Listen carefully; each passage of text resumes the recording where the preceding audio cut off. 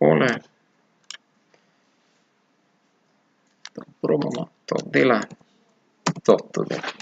Ok, lepo pozdravljeni iz Mestne knjižnice v Kranju, pa tudi tistim, ki spremljate doma.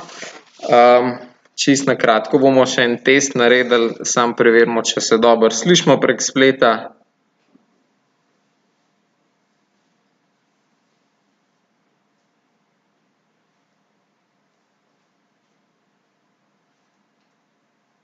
Ok, potrjeno, da stvar deluje, pa gremo kar skozi. Ok, torej, najprej, jaz sem Žiga Lipar, sem fizioterapevt in kineziolog, delujem v Centru za krepitev zdravja iz Zdravstvenega doma Kranj. Verjetno nas z nekaterimi se že poznamo, torej delujemo na področju preventive, izvajamo različne delavnice, različna predavanja, tako v zdravstvenem domu, kakor tudi v lokalni skupnosti. In eno izmed predavanj, ki ga imam jaz pripravljen za vas, je tudi spanec. No. Sicer jaz se večinoma ukvarjam z gibanjem, torej z delavnicami o hujšanju in zdravem načinu gibanja. Tukaj imamo pa še za moje pojme še tretjo stvar, ki je poleg prehrane in dovoljšnega in ustreznega gibanja pomembna, je pa spanec. Ok. Pa gremo tako. Ok, za začetek si bomo odgovorili na dve dokaj enostavni vprašanji, a smo ta teden spali dovolj ali ne. Pa kdaj smo se nazadnje zbudili brez budilke, naspani, brez potrebe po kofeinu, a ne. Zdaj, če si lahko na eno izmed teh dveh vprašanj odgovorimo, da se ne spomnimo oziroma da ne veste, kdaj je bilo nazadnje, je velika verjetnost torej, da bi lahko spali boljše. Zdaj, po podatkih WHO-ja, kar 2/3 svetovne populacije spi premalo. Torej, za odrasle se nekje priporoča teh zlatih 8 ur, v resnici pa bomo rekli za odrasle dovolj, če spimo nekje med 7 pa 9 ur. Vse, kar bo manj, bomo videli, da ne vpliva dobro na človeka na mnogih področjih, tako da iščemo nekje to razmerje med 7 pa 9 ur. Tako. Ok. Zakaj sploh spanje oziroma kaj spanje je? Je pa proces, za katerega točno znanstveniki še vseh, bomo rekli, dobrih stvari spanca še povsem ne razumemo. Vemo pa to, da prespimo tretjino svojega življenja, da spijo vse znane vrste, razen muh enodnevnic, bomo rekli, a ne, v različnih obdobjih oziroma tudi človek spi drugače. Tisti, ki imate mačke doma, veste, da lahko spijo cele dneve, pa so ponoči pokonci, ampak bistvo je, da spijo vse znane vrste. Poleg nagona po hrani, po pijači, po tem, da se kot vrsta tudi razmnožujemo, je to četrti nagon, ki ga ima človek za preživeti, torej da spi. Kar je zanimivo, da poleg vseh treh, ki sem jih prej povedal, torej rabimo biti budni, ko spimo, ko jemo in ko se družimo, ko se konec koncev razmnožujemo, je evolucijsko zanimivo, zakaj je spanec sploh obstal kot nek proces, zato ker vse ostale stvari druge ne moremo početi, ne. Ne obstaja pa zgolj samo en razlog za spanje. Vemo, da krepi vse organe in procese v možganih in tudi obratno v telesu. Zdaj, na to, kaj vpliva na to, ali mi želimo ostati budni, ali hočemo iti spat, imamo predvsem dva procesa, ki vplivata na to. Prvi je naš cirkadiani ritem, ki je naš notranji ritem, in na drugi strani imamo spalni pritisk, ki ga pa uravnava kemijska spojina adenozin, ki se nahaja v naših možganih. Zdaj, najprej bomo pogledali cirkadiani ritem. A ste že slišali za cirkadiani ritem? Ne. Torej, to je ritem, ki je naš notranji ritem, ki se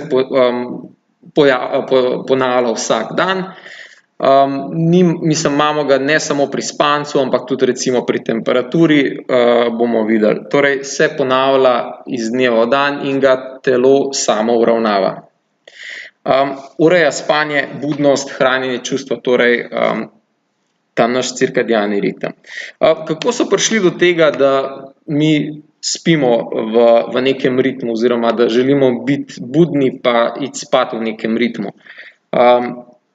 Že nekje v 18. stoletju je en znanstvenik tisto rožo, ki se jo dotaknete, ki zapre liste, jo je postavil eno škatlo, zato ker ko so videli to rastlino, so rekli, zjutraj, ko sonce vzide, ta rastlina razpre svoje liste in potem zvečer, ko gre sonce dol, rastlina spet da skupaj te liste. In so predvidevali, da je sonce tisto, ki vpliva predvsem na to, ali mi želimo, tudi na rastlino, ali enako so mislili tudi za ljudi, da je sonce tisto, ki je glavno za to, ali bomo mi spali, ali bomo budni. Potem je pa ta gospod dal to rastlino v škatlo in jo pokril. In vmes je pokukal noter in zjutraj, ne glede na to, da ni bilo sončne svetlobe, je rastlina liste razprla in potem zvečer enako zaprla, kljub temu, da je bila v temi. Enako so potem leta 1938 poskušali tudi ugotoviti, kako je pa pri človeku. To je pa naredil profesor Kleitman s svojim asistentom in je šel za 32 dni v jamo, kjer ni bilo zunanje svetlobe. Torej, sta bila 32 dni v jami in sta preučevala spet, kakšen ritem imamo pa brez sončne svetlobe. Takrat sta potem po 32 dneh ugotovila, da je bil njun dan, ne glede na to, da ni bilo sonca, dolg približno 24 ur pa 15 minut. Enako sta zjutraj vstala, sta se ukvarjala z raziskovanjem, popoldne potem nekaj pojedla in šla spet zvečer spat. In tako je bilo dan za dnem, brez tega, da je bilo sonce. Ta presežek 15 minut pa res uravnava potem naša sončna svetloba in imamo mi potem v resnici našo notranjo uro ponastavljeno na 24 ur. Ok. Na drugi strani je pa spalni pritisk, ki ga uravnava adenozin. Tukaj bomo pa videli, da to je pa proces, na katerega imamo pa mi več vpliva. Ko smo prej govorili o cirkadianem ritmu, pravimo, da je notranji ritem in na njega nimamo vpliva. Bistveno manj vpliva, kakor pa na spalni pritisk. Adenozin narašča z budnostjo, dlje časa, ko smo budni, več se adenozina nabere, večjo imamo željo po spancu. Nekje 14 do 16 ur je tista optimalna dolžina, potem pa gremo počasi spat. Umetno se ga pa da utišati zelo poznano kemikalijo, pa imam eno uganko za vas. Ta kemikalija je najbolj uporabljeno in zlorabljeno psihoaktivno poživilo na svetu. Za nafto je surovina, v kateri najdemo to kemikalijo, druga najbolj trgovana surovina na svetu. Katera kemikalija je? O kateri kemikaliji je govora, oziroma kateri je sestavni del te surovine? Ja, kofein, tako. Kava in kofein. Pa pojdimo majčkeno pogledati, kaj se zgodi s kavo. Ok, najlažje si predstavljamo takole zelo plastično. Ko sem pregovoril o adenozinu, se na naše receptorje v možganih namesto adenozina usede gor kofein. In en čas telo potem ne zaznava da imamo večjo količino adenozina in potem se mi čutimo utrujene, ker ga zamenja kofein, mi to utrujenost čutimo majčkeno kasneje. Tako, raven kofeina doseže vrhunec po 30 minutah, torej ko mi spijemo kavo, bo raven kofeina po 30 minutah najvišja. Razpolovna doba je 5 do 7 ur. Ko govorimo o razpolovni dobi, razpolovi, torej polovica kofeina še vedno ostane po 5 do 7 ur, še vedno ostane polovica kofeina v telesu. Prisoten je v kavi, določenih vrstah čaja, najbolj znani pijači poleg vode na svetu, mnogih energijskih pijačah, temni čokoladi, torej kofein se marsikje lahko najde, pa v različnih količinah. Odstranjuje ga jetrni encim, zato imamo tudi mogoče malo različno delovanje, kar se tiče posameznih ljudi, zato ker lahko verjetno poznate kakšnega, ki bo zvečer spil espresso, pa bo šel normalno spat, kakšni pa ne. Večinoma je torej, se pravim, povprečno 5 do 7 ur, da se polovica kofeina iz telesa odstrani. Ok. Naslednja stvar, ki bi jo omenil, je hormon melatonin, ki se dostikrat pojavlja skupaj z govorem, ko govorimo o spanju. Melatonin je hormon, ki narašča potem, ko se zmrači.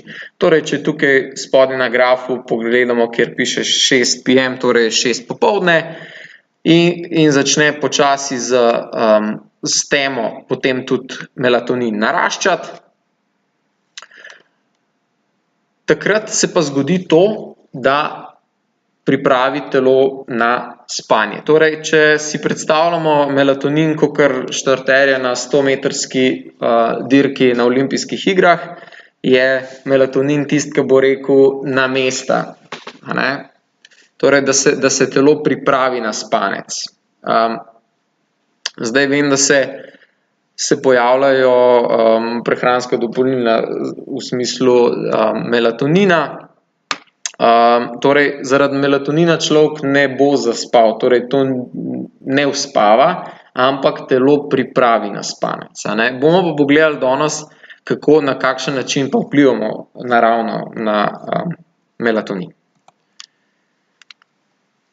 Ok, potem gremo naprej na ritem. Torej, a mislite, da imamo vsi enak ritem, kar se tiče spanja, budnosti? Ne. Verjetno vsak za sebe oziroma že za svoje najbližje verjetno veste, da imamo lahko drugačen. Čeprav je ritem je po večini podedovan, torej ima genetika tukaj kar velik vpliv na to, da verjetno spite podobno, kakor so vaši starši in tudi vaši otroci verjetno spijo zelo podobno, kot vi. Ok. Nekje 40% ljudi je jutranjih tipov. To pomeni, da se zjutraj lažje zbudijo, da so zelo zgodaj že razmišljajo, so kreativni, ampak bodo te ljudje tudi dosti zgodaj šli potem zvečer tudi spat in tudi njihova funkcija bo vezana bolj na jutro oziroma na zgodnje dopoldne, pa potem počasi proti popoldnevu in večeru pada. Na drugi strani imamo 30% večernih tipov, kjer pa bistveno kasneje njihova, bomo rekli, razpoloženje in mišljenje in vpliv na čelni reženj, ki nam pomaga misliti, kasneje pride do vrhunca budnosti. In nekje 30% imamo ljudi, ki so nekje vmes, ki se pa majčkeno bolj nagibajo proti večernim tipom. Zdaj, družbeno smo mi naklonjeni kateremu tipu, bi rekli? Jutranji. Zato, ker je večina služb je zjutraj, šol, večinoma stvari se dogaja dopoldne, oziroma zjutraj.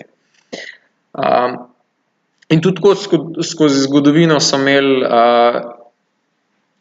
te večerne tipe mogoče malo za lenuhe, pa za take, ki se jim ne da razmišljati, čeprav so pač mogoče Saj verjetno kakšen med njimi je bil lenuha, ne, pa se mu ni dalo delati, ampak mogoče kakšen med njimi je bil pa tak, ki je pač majčkeno kasneje, ki je bil pa pač večerni tip. Ok, pa ko govorimo o obeh mehanizmih, ko smo prej govorili, torej na eni strani je bil cirkadiani ritem, s tisto rožo, če se spomnimo, na drugi strani je pa naš adenozin, ki narašča čez dan. In s pikčasto črto imamo naš cirkadiani ritem, ki je dan za dnem enak. Potem imamo pa s polno črto naš spalni pritisk z adenozinom. Ta pa vidite, recimo, če spodaj pogledamo na začetek grafa, začne naraščati do te točke, da gremo mi zvečer spat. In tukaj vmes je ta želja po spancu največja, ker je razlika med cirkadianim ritmom, ki bo torej upočasnil naše telo in ga pripravil na spanc, pa med količino adenozina največji in gremo mi takrat spat. In takrat potem naš adenozin po noči spet pade, cirkadiani ritem pa spet potem začne naraščati. In tako imamo dan za dnem, če seveda spimo normalno. Kaj pa se zgodi, če mi ne gremo spat? Zdaj, verjetno bo dokaj težko ta začetni pritisk premagati, torej da probamo ostati, ampak se da, seveda spijemo kakšno kavo, dve, kakšen energijski napitek, gledamo televizijo, gledamo film, se družimo in gremo preko noči. In potem se zjutraj vstanemo in kaj vidimo, da je zaradi tega, ker je naše telo želi biti budno, čeprav mi nismo šli spat, je ritem še vedno tak, da bomo mi hoteli biti pokonci. In imamo takrat nekje vmes, na vrhuncu budnosti drugega dne, imamo občutek, da se ni tako hudo, da vseeno se da zdržati, a ne, potem pa, ko gremo pa proti večeru, pa pritisk še vedno narašča, hkrati se pa tudi naš cirkadiani ritem počasi umirja in takrat je pač želja po spancu prevelika in moramo iti spat. Ok, za nas bo čist zadost, če si odgovorimo na dve vprašanji, ko govorimo o tem, a spimo dovolj ali ne. A bi lahko danes zjutraj, recimo, če bi vstali, pa potem, če ste recimo ob 6-7 vstali, a bi lahko ob 10-11 zaspali nazaj? Ne. Ok, a lahko normalno delujete do 12 brez kave? Super, pol vi nimate težav, ampak velika večina bo pa verjetno pri teh vprašanjih kimala če bi mi en dal poslo ob 10 v službi, brez problema. Potem si lahko vprašamo, bi lahko spal dlje, če budilka ne bi zvonila. Ali pa mogoče za tiste, ki pa kakšno stvar delajo pozno popoldne ali pa pozno v noč, je, da se kdaj zalote, da pred računalnikom večkrat berete en in isti stavek ponovno. To je pač že lahko eden znak, da je verjetno dovolj, pa da gremo verjetno lahko spat. Ok. Kako je pa naš spanec sestavljen? Torej, naš spanec je sestavljen iz približno 90-minutnih ciklov, ki za nas bo dosti samo, da vemo, da je sestavljen iz REM pa NREM faz. Pa bomo pol razložili, kaj posamezne faze v tem spancu pomenijo. Torej, samo da vidimo, da imamo recimo tukaj en primer med 11 pa 7 zjutraj, 5 ciklov po 90 minut. In kaj pomeni, da imamo mi znotraj, kaj pomeni to, da imamo mi znotraj enega cikla različno dolge faze REM spanca in NREM spanca. Pa si poglejmo, kaj pomeni posamezna faza. Zdaj, NREM spanec predstavlja najglobji spanec. Večino tega spanca imamo v začetku noči, torej v začetnih ciklih, proti jutru se globina spanca oziroma tudi NREM spanca zmanjšuje. Če si predstavljamo, da mi čez dan dobivamo cel kup nekih informacij ali pa se neke stvari učimo, Pa si predstavljamo, da imamo neko skladišče in mi te informacije ves dan vozimo v skladišče noter. Poleg tega dobrega materiala za graditi, recimo, da imamo opeko, zraven nanosimo cel kup smeti, verjetno še zraven, a ne? In med globokim spancem se zgodi to, da mi te informacije, te dobre informacije ohranimo, to našo opeko pustimo, smeti spucamo stran. Torej, in nam v globokem spancu torej ostane samo dobre informacije, tiste, ki želimo, da ostanejo. Potem proti jutru oziroma že drug del noči pa začne naraščati pa REM faza, v kateri fazi tudi sanjamo. Potem pa te informacije, ki smo jih v NREM fazi spucali, jih zdaj vgradimo v obstoječe že povezave. Tudi tiste stvari, ki smo jih na novo naučili, jih tukaj povežemo skupaj, hkrati jih pa povežemo tudi z ostalimi stvarmi, ki jih pa mi že odprej poznamo. Ok, zdaj pa vprašanje, torej, zakaj ni nepomembno, če bi jaz samo recimo ta zadnji 5. cikel odstranil od mojega spanca. Zdaj, če pogledamo tale REM fazo, pa NREM faze, smo rekli, v prvem delu noči je tega globokega spanca največ in tukaj proti jutru ga potem sploh najglobjega dela sploh več ni. Proti jutru pa začne naraščati potem REM faza, kjer pa mi te informacije začnemo graditi, povezovati med sabo. Če jaz odstranim zadnji cikel, lahko odstranim kar polovico ali pa skoraj 3/4 moje REM faze. Torej, ves tisti čas, ki ga moje telo oziroma moji možgani porabijo za to, da te moje informacije, ki sem jih prejšnji dan se naučil, pa jih v prvem delu noči, bomo rekli, oklestil, očistil, dejansko te polovice faze vržemo stran. Je sploh ni, a ne? In gremo naprej k učenju. Zakaj je konec koncev to pomembno, a ne? Kako se to na učenje odraža. Zdaj, verjetno smo si kot šolarji, kot dijaki, študenti želeli, da bi lahko dali knjige pod vzglavnik, pa bi zjutraj stvari znali, ne? Pa nismo toliko daleč od resnice, če govorimo o tem, da pač se prejšnji dan tudi kaj učimo, a ne? Zdaj, različne raziskave so delali, kar se tiče spanca pa izgube informacij, glede na to, koliko spimo, in že neprespana noč lahko povzroča kar 20–40% izgube določenih informacij, a ne? Ko govorimo zdaj, ko predavam predvsem mlajšim v šolah ali pa v srednjih šolah, vedno govorim, a ne, da tako, kot so tudi meni govorili, dajte se prej učiti, a ne puščati za zadnji dan, ker dejansko se marsikaj izgubi, a ne? In se verjetno res ne splača samo v zadnji noči. Seveda je pa boljše to, kot nič. To so mi pa tudi dijaki rekli, ja, boljše, da se zadnji dan učim, seveda, če se prej nisem. Ja, se strinjam, ampak če bi pa to naredil 2 dni prej, bi bilo pa še toliko boljše, a ne? Tako da, tako, ok. No, pa si predstavljamo eno družbeno situacijo, ki danes ni več toliko aktualna, ker se malo manj družimo, ampak vseeno.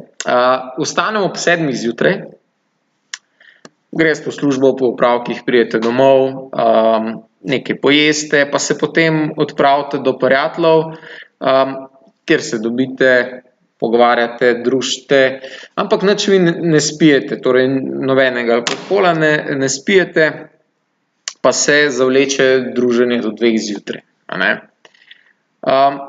Ko se usedete v avto, pa se odpeljete domov, so po različnih študijah prišli do tega, da se napake pojavljajo enako, kakor da bi vozili pijani. Torej, napake, ki se pojavljajo pri utrujenih voznikih, so po toliko časa budnosti enake kakor kot pri 0,5 grama alkohola v litru krvi. Pri 24-urnem bedenju pa se to podvoji kar na 1 gram na liter alkohola v krvi. Torej, enake napake. Bomo pogledali tudi, kaj se dogaja za razliko od alkohola pri utrujenosti.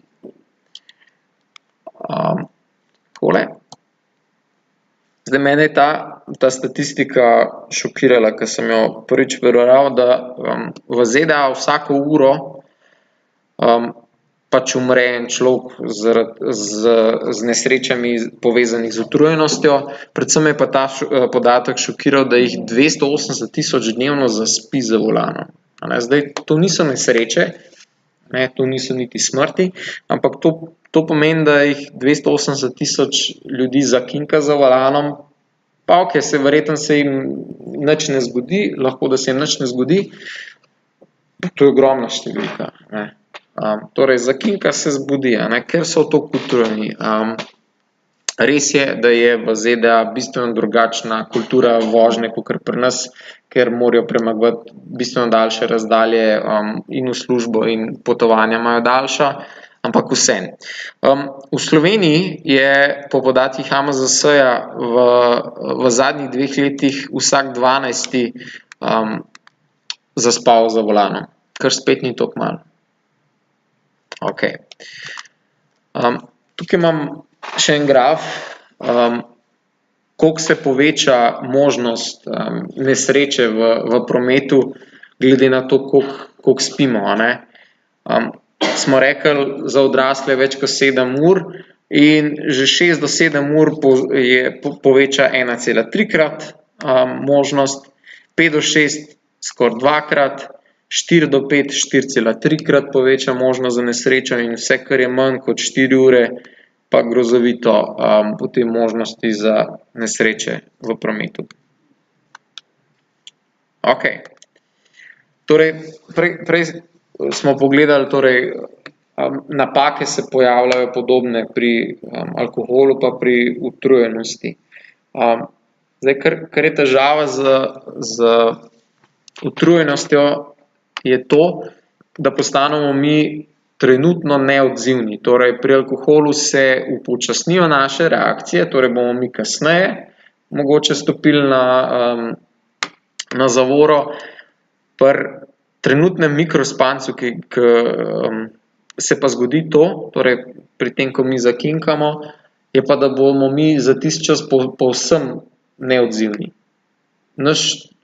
Naš čas se ne bo podaljšal, naš reakcijski čas, ampak bomo mi za tisti čas povsem neodzivni. Kaj pa vseeno, če se zgodi pač, da je treba voziti, pride tudi do takih situacij, takrat posežemo po kavi, po kakšnem energijskem napitku in gremo vsaj za 20 minut malo zaspat. Po 30 minutah smo rekli, je vrhunec kofeina, torej vrednosti kofeina, 20 minut imamo pa, da se majčkeno naspimo, potem pa odpeljemo in potem čim hitreje v posteljo, kakor lahko. Ok. A smo bolj lačni, kadar smo utrujeni? Kaj pravite? Za sebe. Ali pa zdolgočasenje včasih. Tudi takrat človek predvsem malo rad kaj poje, a ne? Ok. Ja. Tukaj bom omenil dva hormona, ki vplivata lahko že na naš občutek lakote že po eni neprespani noči. To sta grelin pa leptin. In kaj se zgodi? Torej, že v eni noči se dvigne nivo grelina, ki nam pove, kdaj smo siti. Oziroma, ki nam pove, da smo bolj lačni. Tako poveča se občutek lakote pri grelinu. To pomeni, se čutim bolj lačnega. Na drugi strani imamo pa leptin, ki nam pa da kasnejši impulz za sitost. Torej, mi smo bolj lačni, pa kasneje čutimo, da smo siti. In ta razlika potem samo še naraste, in imamo po enih študijah, so recimo gledali eno skupino, ki je spala 8 ur pa pol, pa ena skupina, ki je spala 4 ure pa pol. Dali so jim sam postrežni bife, kjer so lahko noter jedli, kar so hoteli, zraven so jim dali telovadnico, so lahko tudi telovadili, kakor so hoteli, in jim niso govorili nič. In skupina, ki je spala 4 ure pa pol, je v povprečju pojedla 300 kalorij več od tistih, ki so spali dovolj. Zdaj, pa sem šel pa računati in sem rekel, dajmo to sešteti vse dneve, ko delamo, pa sem tukaj odštel vse vikende, pa vse recimo nek dopust, ker takrat se človek recimo, da naspi, in pride nekje 70.000 kalorij na leto razlike, če mi samo ne spimo dovolj, v povprečju. Torej, potem se pa človek vpraša včasih, zakaj ne moramo shujšati. Dajmo pogledati, mogoče res, a se gibamo dovolj, kaj jemo, hkrati pa tudi, kako spimo, kako počivamo. In verjetno bo tukaj marsikdo se lahko našel, da bi lahko naredil kaj več. Telo je narejeno tako, da takrat, ko pač premalo spi, ohranja maščeve, izgublja pa mišice.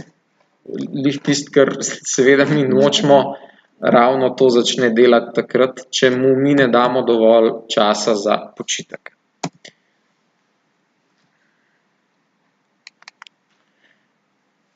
Tako kot se že kar nekaj časa govori o telesni aktivnosti, o ustrezni telesni aktivnosti, o ustrezni prehrani,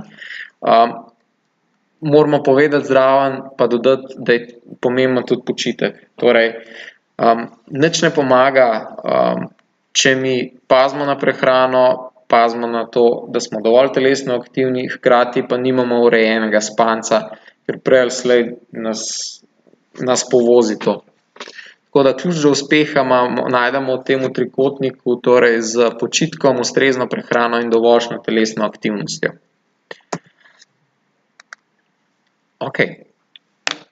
Nekaj na kratko še o spanju in o športu. Vrhunski športniki so znani, da spijo ogromno in spijo bistveno več, kot spimo mi. Zdaj, eden izmed razlogov je to, da tudi delujejo na bistveno višjih obratih, kot delujemo mi.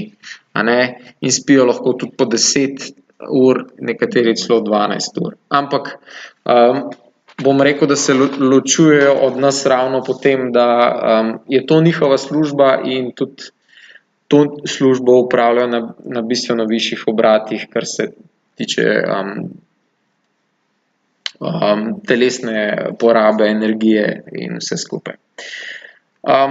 Zanimiv je bil recimo že par let nazaj primer kolesarjev. Vem, da ekipa od Primoža Rogliča je že par let nazaj menjavala vzmetnice oziroma imela zaposlena 2 človeka samo zato, da je vozila vzmetnice in vzglavnike jim že prej v hotele, da so vedno isto noč, vsako noč spali na istem ležišču z istim vzglavnikom. Že takrat vem, da so razkuževali tudi kljuke, zavese so prinesli, tako da je bilo pač vsak dan enako, čim bolj enako.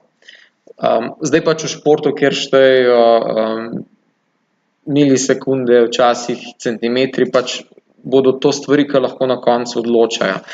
Recimo tudi zdajle sem videl, uporablja ekipa, vsaj letos med turom je uporabljala ekipa od Tadeja Pogačarja očala. Torej so zvečer vsi nosili očala, katera blokirajo modro svetlobo, da so pač lahko šli, kljub temu, da so uporabljali telefon, verjetno pa bili v stiku z računalniki in torej so uporabljali očala, ki so blokirala modro svetlobo, več v modri svetlobi, večkrat kasneje, da so verjetno spali tudi boljše. Zdaj, kako je to z nam povezan? Direktne povezave bomo rekli, seveda ni, ker nismo vrhunski športniki, smo pa bitja, ki se pa ves čas motorično učimo, torej in ves čas se kaj novega naučimo. Zdaj, če mislite, da se ne, je zelo, mislim, se motimo, ker se praktično ves čas motorično učimo. Zdaj pridemo, recimo zamenjate, kaj pa jaz vem, avto na primer zamenjate, pa ima avto majčkeno drugačno sklopko, kakor je imel vaš prejšnji, se morate pritisk noge prilagoditi, pa ste lahko tisto avto 30 let vozili, pa morate spet drugače, pa se nekaj novega naučimo.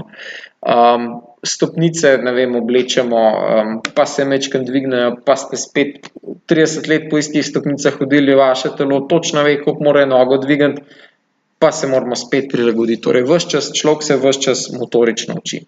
Zdaj, kar je zanimivo, predvsem, kako to vpliva tudi na poškodbe mladih, no, marsikateri najstnik se srečuje pač tudi s poškodbami in tukaj imam graf za možnost poškodb, tukaj imam mlade nogometaše, kako njihov spanec vpliva na poškodbe, no. Že sam podatek pač, da poškodbe bodo tudi recimo pri 9 urah spanca, je seveda zato, ker pač pri športu brez poškodb ne gre. Pa vidite, vse, kar je manj od 9 ur, se pa možnost poškodbe drastično povečuje, no. Tako da tudi pri najstnikih je treba biti kar pozoren, ne. Zdaj, težava, ki nastaja pri najstnikih, je to, da se njihov ritem malo zamakne, ne. Pri najstnikih se približno kakšno uro, dve lahko cirkadiani ritem malo zamakne in grejo najstniki bistveno kasneje spat, kakor grejo starši spat. In so še vedno takrat po koncu, ko gre že cirkadiani ritem od staršev že zdavnaj proti spancu, so še oni še vedno budni, ne. Zdaj, za primerjavo je tako, da če bi rekli najstniku, če hoče iti ob 9, 10 spat, je kot da bi vam rekli, pa ite ob 7. Ali pa zjutraj, ki morajo zaradi tega, ker se šola seveda začne ob 7, 8, je enako, kot da bi nam rekel, ja, dajmo ob 3 zjutraj vstati pa iti v službo, ne.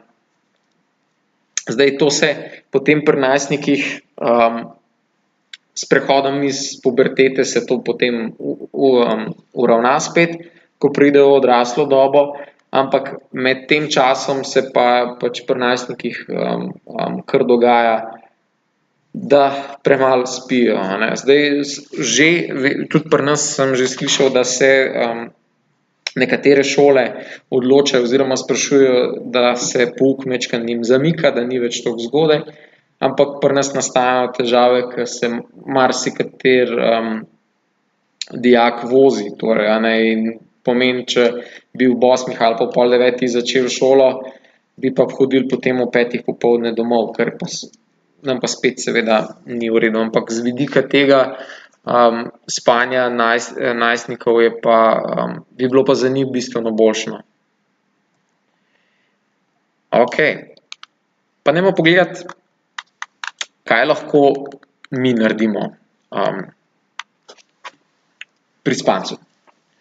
Zdaj, na te dve vprašanji smo se že odgovorili, a spimo dovolj, torej, to smo že pogledali.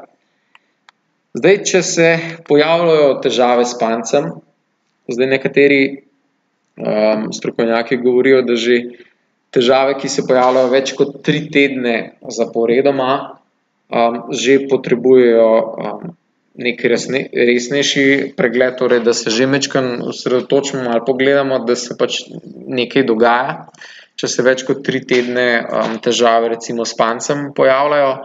Zdaj, verjetno se boste najprej obrnili na osebnega zdravnika, Potem se kasneje lahko, če je stvar poglobljena, se ukvarjajo s spanjem nevrologi, seveda psiholog, tudi če je stvar psihološke narave, dietetik, kar se tiče prehrane, in fizioterapevt bomo pogledali.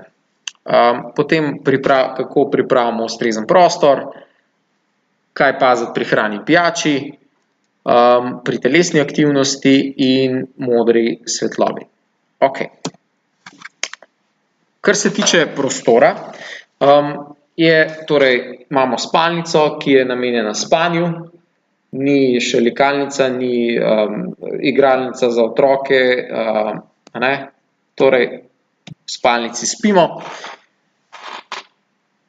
Potem je potrebno, da je temen prostor oziroma da ga lahko zatemnimo, predvsem tisti, ki imate kakšne zunanje luči od zunaj, ker zunanja svetloba lahko že vpliva na kvaliteto spanca.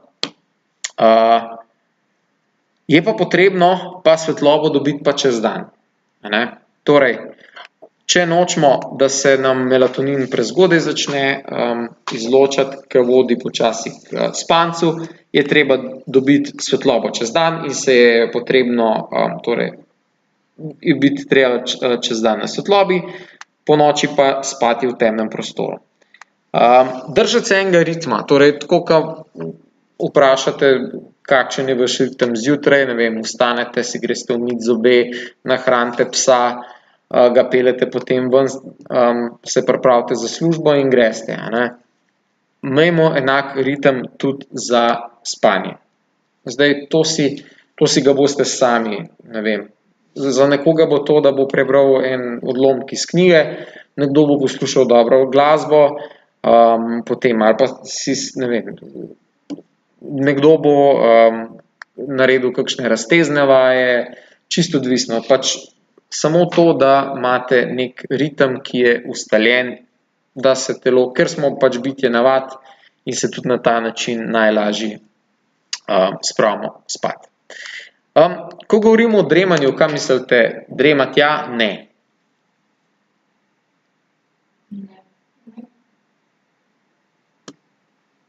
Okej. Lahko, bomo rekli, če je dremež dosti kratek, v tistem trenutku pač, če ga človek potrebuje. Seveda ne nadomeščamo spanca z dremanjem, ampak za včasih. Do pol ure, pa najbolj optimalno je, če dremamo do 3 popoldne, če že moramo. Sicer večinoma je takrat ljudi danes verjetno še v službi oziroma bodo zdaj rekli, ja, zdaj ste rekel, da moram v službi spati, ne. Mislim, dremati, ja. Torej, vse, kar je po 3. uri, da se razume, stvari se v telesu ne izključujejo kar tako zdaj, če bom pa jaz spal do minuto čez 3, bo pa, ampak vse, kar je po 3. uri nekako, ima toliko večji vpliv potem tudi na spanec proti večeru. Okej, temperatura, hladnejša od dnevnega prostora, nekje 18 stopinj. Zdaj tisti, ki vas kaj zebe v roke, noge, imate lahko nekaj preko končin, torej da ohranjate noge tople pa roke. Hkrati pa pazimo, da niso to kakšne nogavice, ki nas preveč stisne, ampak take ohlapne. Enako tudi z obleko in posteljnino, primerna letnemu času, tako. Okej, pa seveda nekje 30 do 60 minut, to je pa bistveno, ko gremo zdaj k modri svetlobi, je pa, da odstranimo aparate, ki oddajajo modro svetlobo, torej telefone, tablice, računalniki, nekje 30 do 60 minut pred spanjem. Da tudi to recimo vključimo v ta naš ritem. Da ne izgledamo takole. Torej, kot sem omenil, nekje 30 do 60 minut pred spanjem, umaknemo naprave. Ker ima modra svetloba, ki jo dajo te naprave, vpliv na melatonin. Melatonina, se spomnite od začetka, je tisti hormon, ki pripravlja telo na spanje, a ne? Enako je za zunanjo svetlobo oziroma tudi svetlobo, ki jo imate znotraj spalnic, torej ne imeti noter naprav, ki oddajajo. Včasih bo že lučka na radiu oziroma otroci imajo tiste lučke v vtičnicah. Vse te zadeve vplivajo na to, a ne. Že recimo samo zunanja svetloba od javne razsvetljave lahko že 1 ali pa 2 uri, bomo rekli, majčkeno pokvari našega spanca, a ne, in vpliva na to. Zdaj, če se pa res zgodi seveda, da ne moremo mimo tega, da tudi proti večeru uporabljamo naprave, pa obstajajo zdaj že kar nekaj naprav ima te stvari že vgrajene, torej filtre modre svetlobe, ki vam takole iz modre, ki je bolj čez dan, zvečer pa bolj taka oranžna zaslon rata. Zdaj, tukaj je en program, ki ga imam jaz recimo na računalniku, ampak kar marsikateri telefon oziroma tudi računalniki že sami ponujajo, da glede na letni čas in glede na tudi geografski položaj, kje ste, vam prilagodijo svetlobo na svetlobo zunaj. Okej. Ko govorimo o postelji, vzmetnici, vzglavniku, tlele ne bo kakšne hude revolucije, razen če bi jaz prodajal vzmetnice, pol bi vam znal kaj več povedati, koliko je moja dobra, a ne. Torej, bistveno je, da je vam udobna, pa da omogoča podporo krivinam, a ne, telesnim. Zdaj recimo pogledamo položaj na hrbtu, dovolj visok, pa ne previsok vzglavnik, a ne, da imamo torej naše krivine od vratne hrbtenice, prsne hrbtenice in ledvene hrbtenice lepo v eni liniji, torej če potegnemo črto, tukaj poteka vse naravnost. Torej, podpora vsem telesnim krivinam. Če spimo na boku, enako, spet ne previsok oziroma v tem primeru tudi ne prenizek vzglavnik, da vidite od glave do prsne hrbtenice, do ledvene, do križnice, vse poteka v isti liniji. Zdaj lahko kakšnemu bo pasalo tudi, če spite na boku, da da nekaj med noge, mirno, a ne, lahko. Torej, da ne izgledamo potem takole. Torej, da ni vzglavnik previsok, a ne, ker potem smo praktično 8 ur takole, a ne, in ni čudno, da pol zjutraj kaj boli. Enako tudi, ko spimo na hrbtu. Okej, če hočemo torej paziti na naš spanec, se bomo izogibali popoldne kavam, energijskim pijačam ali zvečer. Zdaj, marsikdo vam bo lahko rekel, ja, da po kozarcu vina zaspi boljše. In je to res, zaspimo boljše, ko govorimo o alkoholu, vendar pa ima pač alkohol vpliv pa na spanec tisti proti jutru, torej tiste moti REM faze proti jutru in se zaradi tega ne priporoča. Enako govorimo tudi o hrani, ki vam povzroča zgago. Tukaj vam jaz ne morem reči, to sami veste, katere stvari vam ne pašejo. Sladke pijače, pa predvsem tudi velike količine tekočine se ne priporočajo pred spanjem, zaradi tega, ker mora potem človek ponoči hoditi na stranišče. Raje kakšen zeliščen čaj, neko lahkotno večerjo. Tako. Okej, pa gremo še majčkeno na točno specifično, kar se tiče fizioterapevtskega dela. Zdaj, ko govorimo o staranju in spancu, Kaj mislite, a rab starejši človek manj spati kakor odrasel?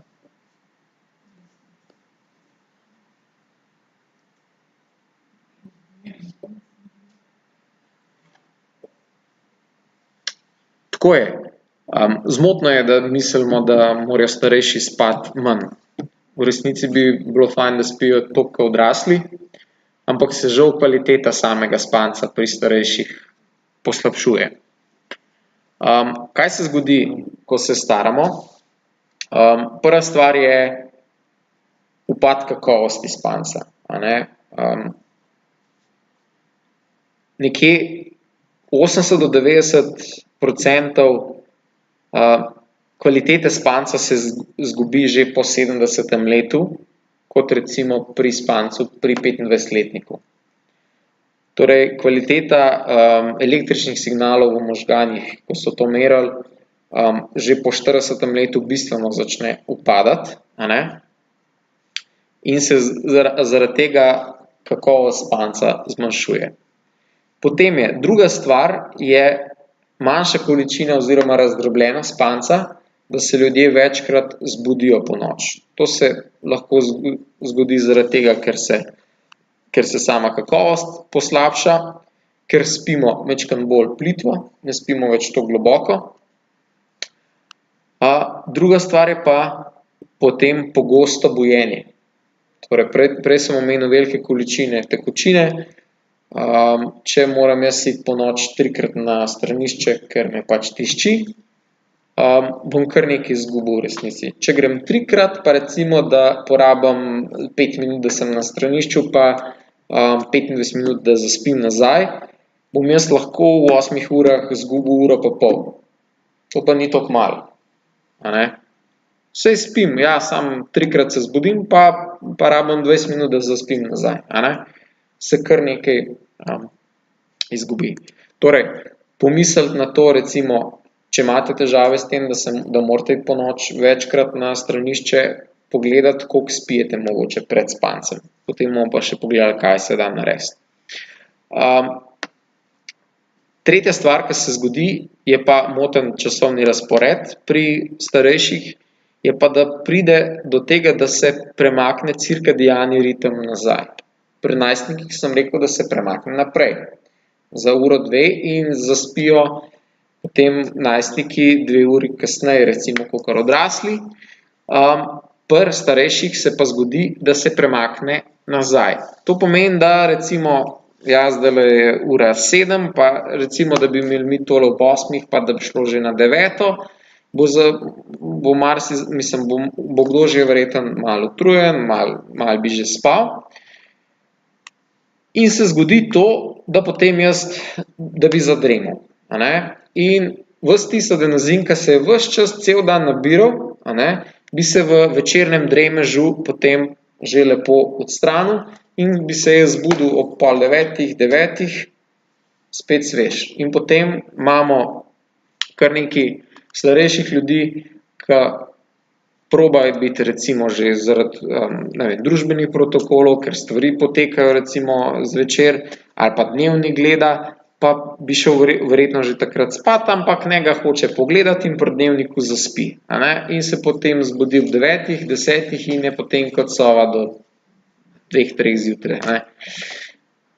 In to je torej prva težava. Torej, verjetno bi potem mogli pač starejši prej spati, a ne, in verjetno bodo tudi prej vstali, seveda, če je cirkadiani ritem se premaknil, bi potem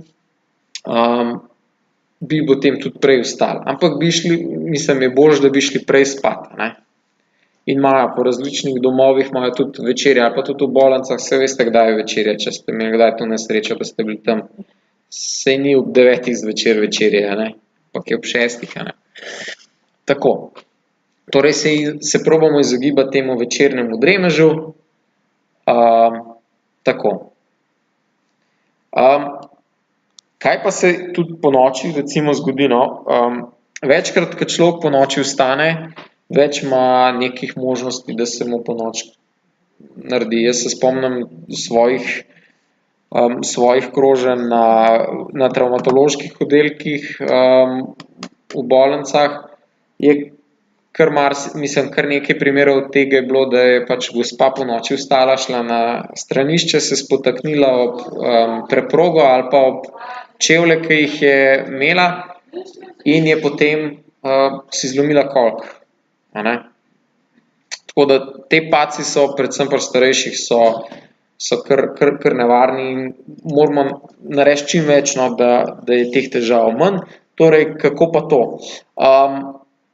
Najprej odstranimo vse ovire, torej preproge, copate, ki jih puščamo ob postelji, torej si damo stran, torej imamo dostopno luč, torej da ne tavamo po temi, lahko se pa tudi sama pot že osvetli, tudi zdaj že obstajajo te majhne svetilkice, ki se sprožijo na gibanje, ki jih lahko samo na letvice spodaj nalimamo, da potem že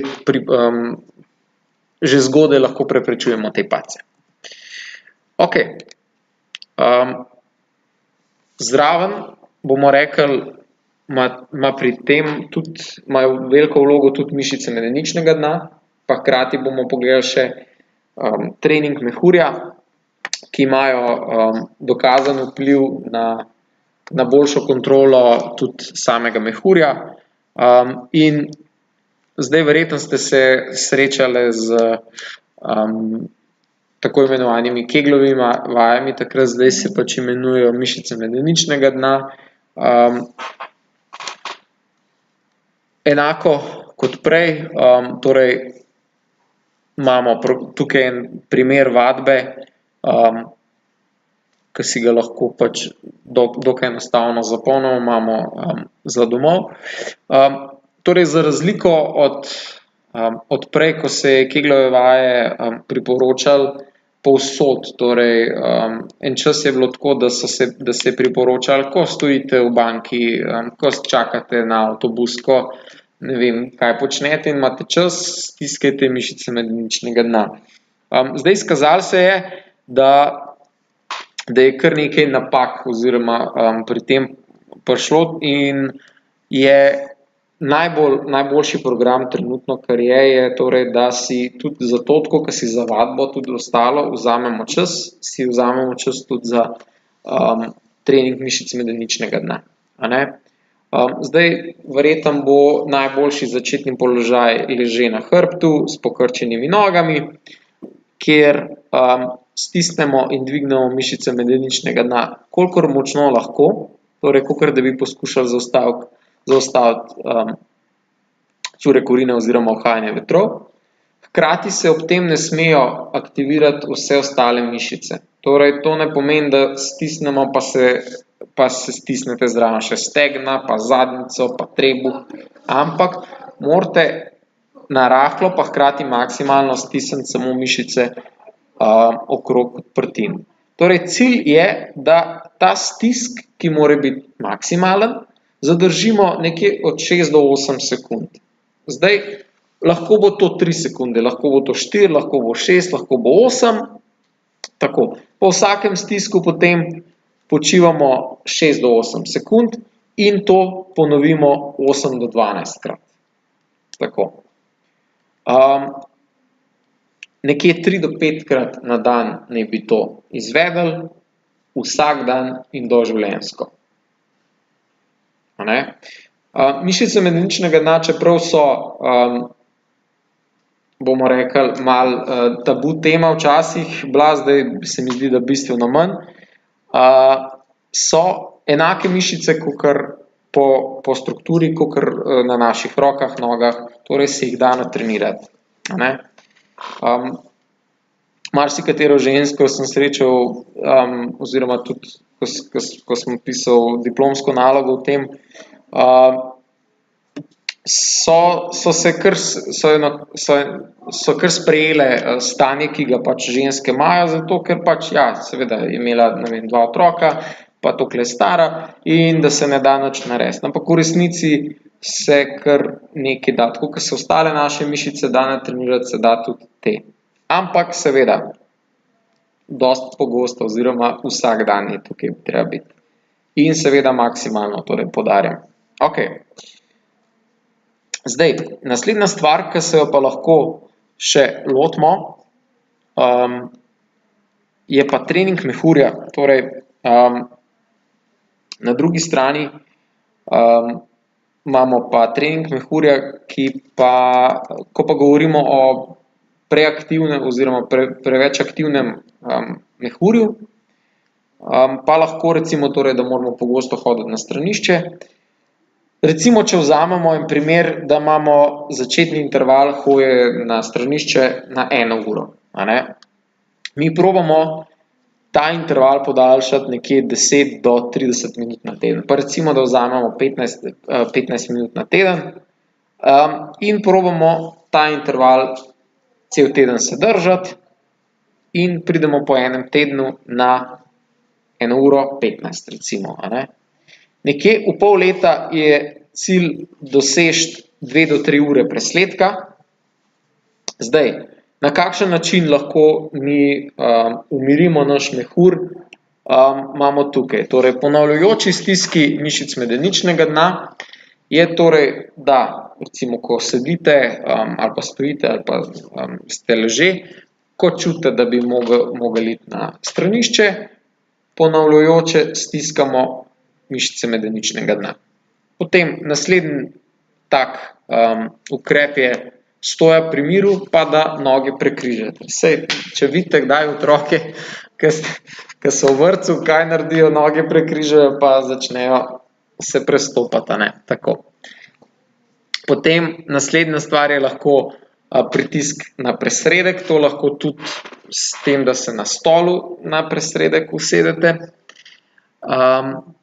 In sedenje na stolu s celotno površino stegen, pa odvračanje pozornosti v smislu, da si govorite, saj ni panike, okej, in odvračate pozornost od tega, da nas tišči na stranišče, ker rabimo pa samo nekje 30 sekund to premagati, ker mehur je mišica, ki se krči približno 30 sekund.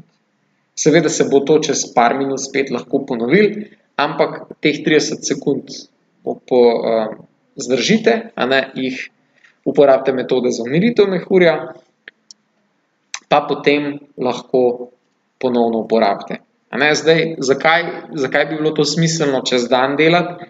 Zato, ker zna biti, da če čez dan imate težave, da jih imate potem tudi ponoči. In če čez dan natreniramo naš mehur, je velika verjetnost, da se potem to prenese tudi na nočni počitek. To pomeni, da namesto tega, recimo, da človek vstane 3-krat, bo lahko vstal ponoči samo 2-krat, pa že s tem izboljšamo kvaliteto spanca. Okej, za konec imamo še en recept. Da so odkrili revolucionarno novo metodo, ki podaljšuje življenje, izboljša spomin, poveča ustvarjalnost, videti boste bolj lepi, bolj atraktivni. Zaradi te nove metode boste ostali vitki, zmanjšala se bo potreba po nezdravi hrani, varuje vas pred rakom, demenco, premaga vsak prehlad, gripo, zmanjša možnost za nastanek srčno-žilnih bolezni in sladkorne bolezni, počutili se boste bolj srečni, manj depresivni, manj zaskrbljeni. Okej. Tako. Hvala za pozornost, pa lahko noč,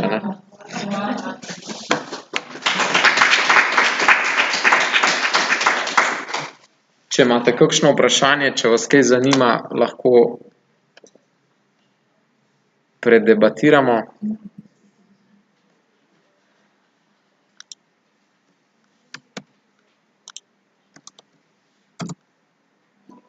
Zdaj imate priložnost.